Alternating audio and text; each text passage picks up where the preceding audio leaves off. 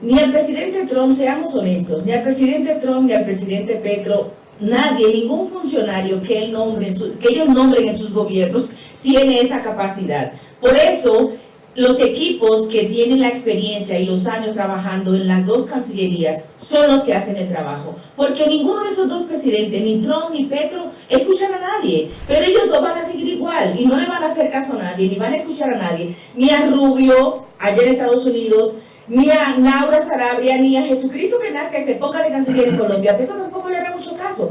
Porque es que ellos, esos líderes, esos caudillos, porque yo no le pongo otro título, son elegidos por el pueblo para suerte de ellos, porque si fueran puestos designados hace rato que no estuvieran ahí. Pero como los pueblos y nosotros los ciudadanos somos los que los elegimos, ellos se quedan ahí por esos 4 años, en el caso de Petro, y en el caso de Trump no sabemos por cuánto, gusten o no nos guste, y van a seguir haciendo las cosas como ellos entienden, porque son caudillos.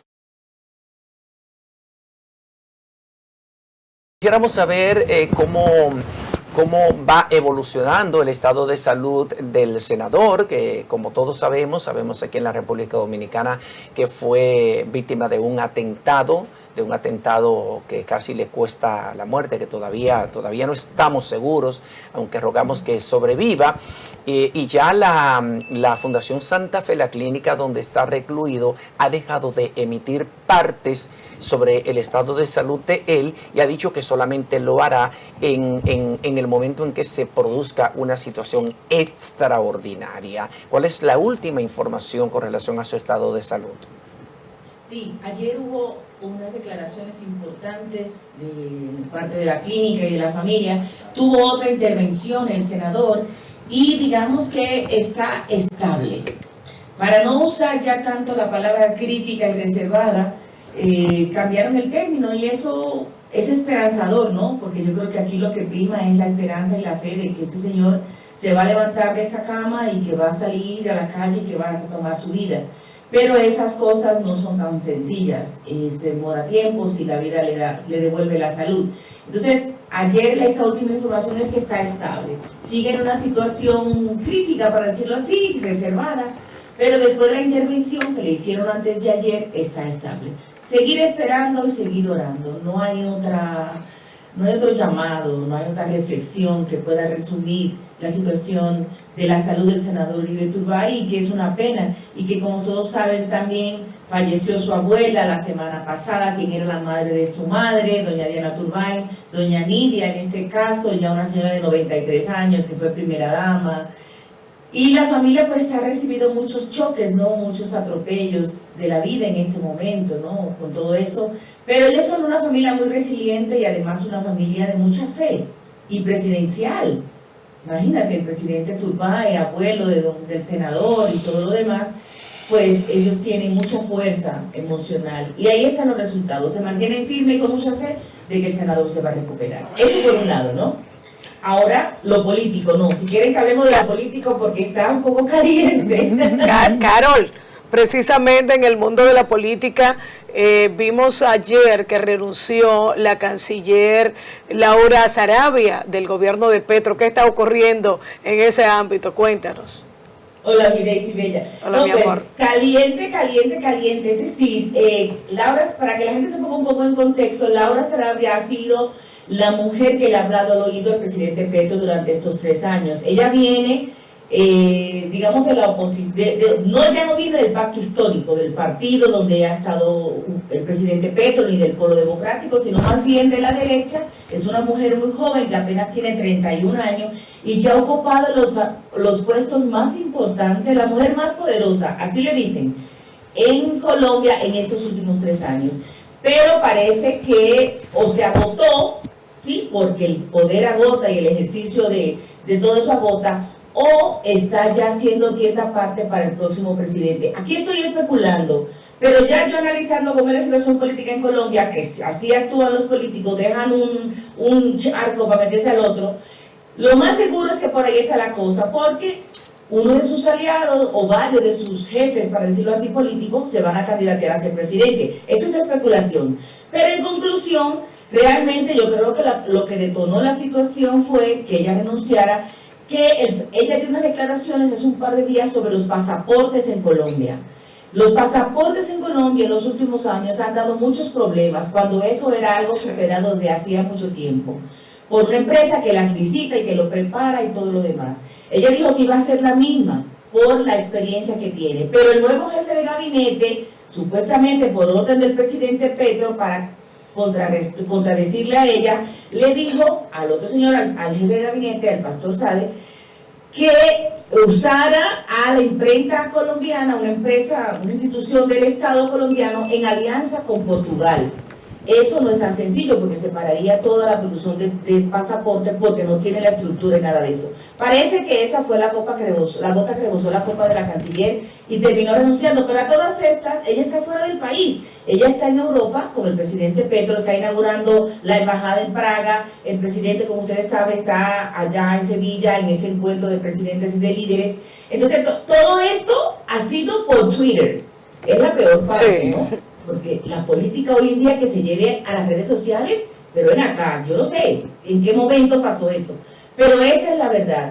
Lo cierto es que todo eso ha conllevado también a otro impasse, para usar un término más apropiado, el llamado a consulta de los embajadores en Estados Unidos y en Colombia. Trump llama a consulta al embajador encargado de Colombia, en Colombia, y el presidente Petro llama a consulta al embajador colombiano en Estados Unidos.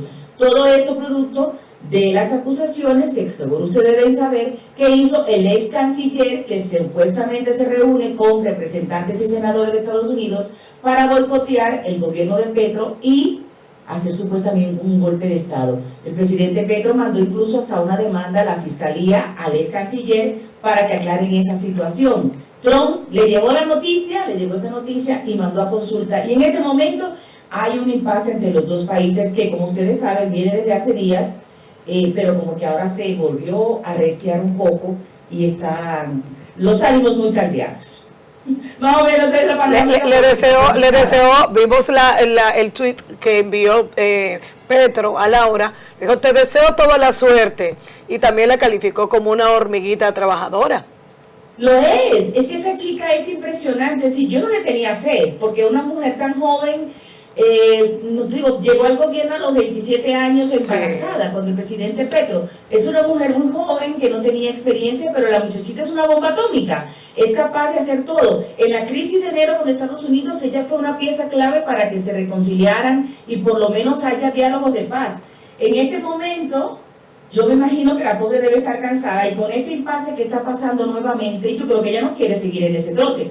O, como les digo, quiere ya ir haciendo tienda aparte para vincularse al nuevo gobierno que venga, porque recordemos que a este gobierno le queda un año. Eso puede andar por ahí. El próximo hay elecciones y en agosto cambio de gobierno. Yo pienso que independientemente de todo, 27 años, con toda la confianza y con toda la defensa que uno tiene y todo lo que uno aboga por crear mayores espacios para la juventud en los gobiernos, en los partidos políticos y en todos los espacios de toma de decisión, que la juventud se involucre. Yo pienso que el cargo de ministro de Relaciones Exteriores, de canciller de un país, es un cargo de demasiada importancia, de demasiado peso, sobre todo en el orden estratégico, porque el canciller es el que maneja las relaciones, y en un momento en el que el mundo está en una situación tan convulsa, de tantos sobresaltos, de tantas incertidumbres, todos los países necesitan tener, además de un buen presidente, un presidente que sepa tomar las riendas de su país, ¿verdad?, tener a un canciller, a un ministro o ministra de Relaciones Exteriores que tenga la visión mucho más completa, mucho más amplia de cómo anda el mundo y qué hay que hacer para poder negociar y para poder lidiar, manejar los intereses de su país de manera ventajosa, aprovechar las ventajas comparativas que pueden haber. Entonces, yo pienso que a lo mejor ella entendió que, como tú bien dices, era mucho más conveniente para ella tomarse una licencia, hacer una pausa y prepararse para poder desempeñar un rol mucho más importante en un próximo gobierno. Aunque esto no es una salida quizás desde el punto de vista de uno la más cómoda para Petro, ¿verdad? Uno por No, su mejoría claro. hasta su casa dejaría, José Tomás. Cuando viene a ver, entonces hubo alguna motivación en ese sentido. Yo creo que esa niña debe estar muy agotada. Es decir, entró embarazada, estaba embarazada cuando entra a ser la asistente del presidente o jefa de gabinete. Y ahí ha ido avanzando en los puestos más importantes que tiene este país. Lo social estuvo antes, de lo social lo manda para Cancillería. Es decir, cada año ha sido más intenso para ella. Tiene un hijo pequeñito que lo parió estando en este gobierno 3 años. Es decir, yo creo que Laura es una mujer que tiene mucho futuro en la política colombiana, miren que se lo digo, si se sigue manejando, sigue siendo estratégica, sigue siendo leal al líder que ella elija, porque al final de cuentas cada uno elige el líder que quiere alrededor, ¿no? Claro. Y que ella puede tener mucho futuro político, puede seguir haciendo cosas por este país, es una niña con mucha visión, que yo le digo la verdad, y se lo repito, yo no le tenía fe. Cuando la nombraron canciller, yo casi me caigo para atrás y empecé a decir de todo, porque para mí era una cosa impresionante que una mujer tan joven ocupe un puesto como este en un país como Colombia, con tantos frentes abiertos, porque es que Colombia tiene muchos frentes, muchos. Entonces, pero ella demostró su capacidad, de pronto le falta un poco más de discurso, le falta un poco más de presencia como una mujer adulta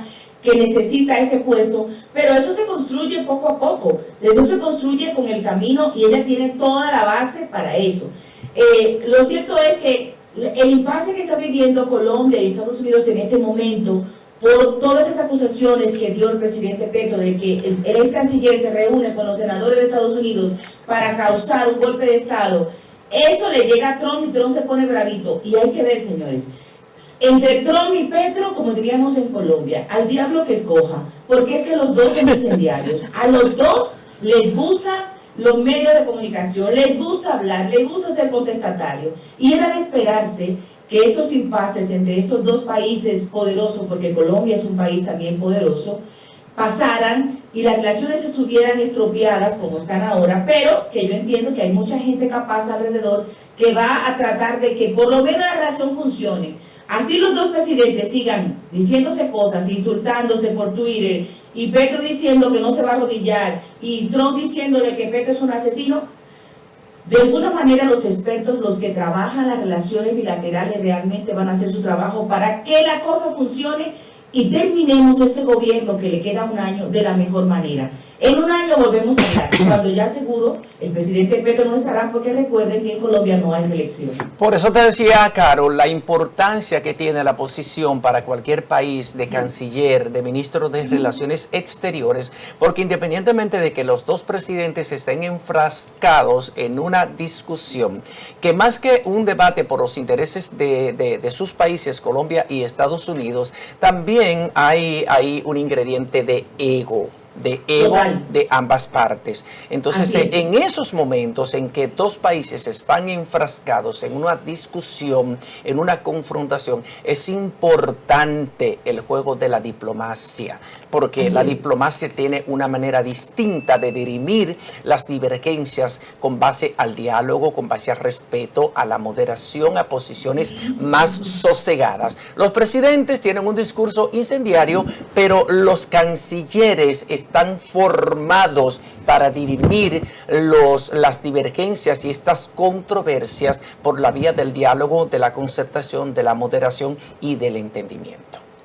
Pero miren, ni al presidente Trump, seamos honestos, ni al presidente Trump ni al presidente Petro, nadie, ningún funcionario que ellos nombren en sus gobiernos tiene esa capacidad. Por eso, los equipos que tienen la experiencia y los años trabajando en las dos cancillerías son los que hacen el trabajo, porque ninguno de esos dos presidentes, ni Trump ni Petro, escuchan a nadie. Eso no es un secreto para nadie. Es decir, lo que tienen que hacer los expertos, los que están a su alrededor en ambas cancillerías, es buscar la manera de llevar la fiesta en paz internamente. Pero ellos dos van a seguir igual y no le van a hacer caso a nadie, ni van a escuchar a nadie, ni a Rubio, allá en Estados Unidos, ni a Laura Sarabia, ni a Jesucristo que nazca y se ponga de canciller en Colombia. Petro tampoco le hará mucho caso, porque es que ellos, esos líderes, esos caudillos, porque yo no le pongo otro título, ¿sí?, son así. Ellos no entienden que hay institucionalidad, que hay que respetar, que hay que buscar el consenso. No, son personas incendiarias por naturaleza,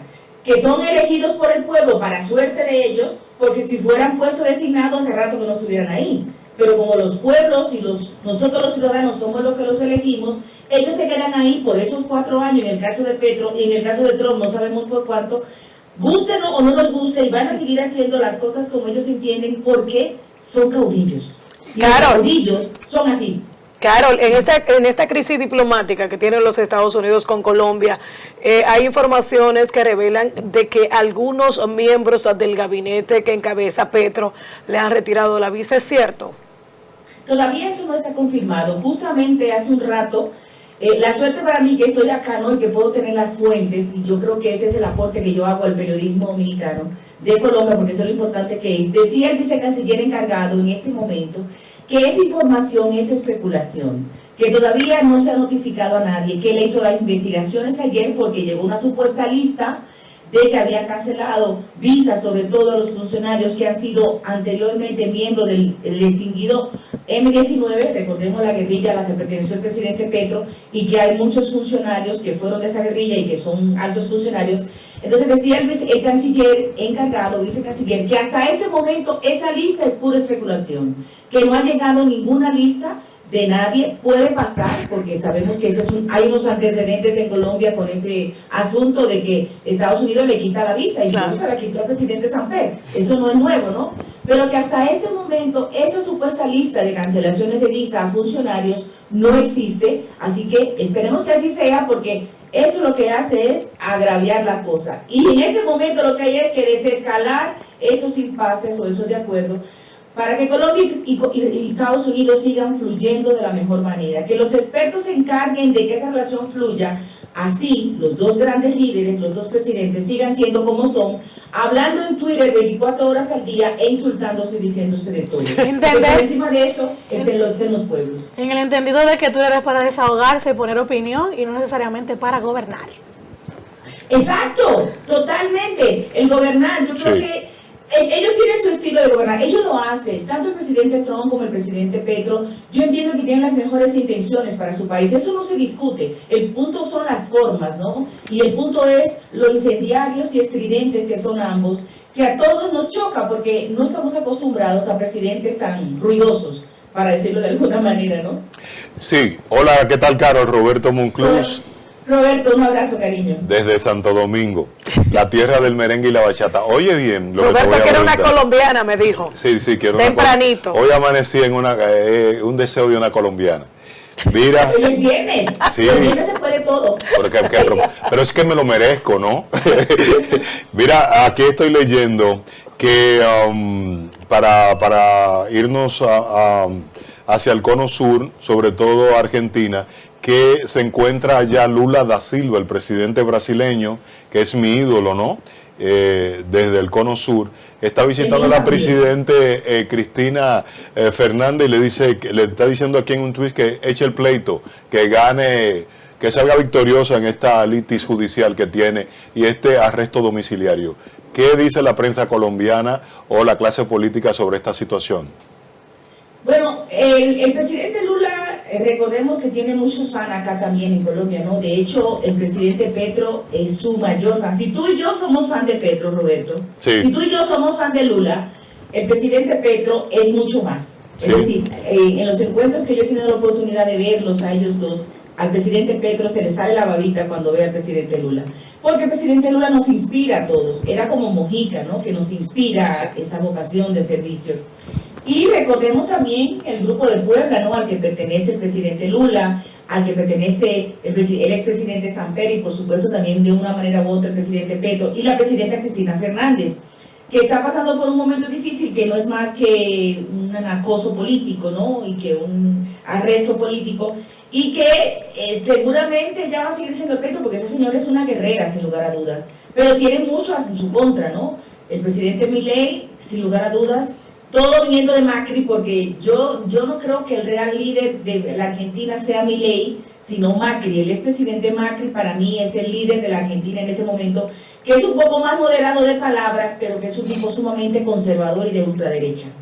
Entonces, recordemos al expresidente Macri. Entonces, yo entiendo que todo esto es una persecución con la expresidente Fernández, y Lula, me imagino que en ese cariño y ese respeto que él tiene por las mujeres, como lo demostró con Dilma Rousseff, como lo demuestra con Cristina cada vez que la ve, fue a darle ese abrazo y ese espaldarazo en esa agenda ocupada para decirle, amiga, aquí estoy, o colega, ¿no? Porque sabe que eso es un colegaje, los expresidentes, hay que hacer un país para los expresidentes.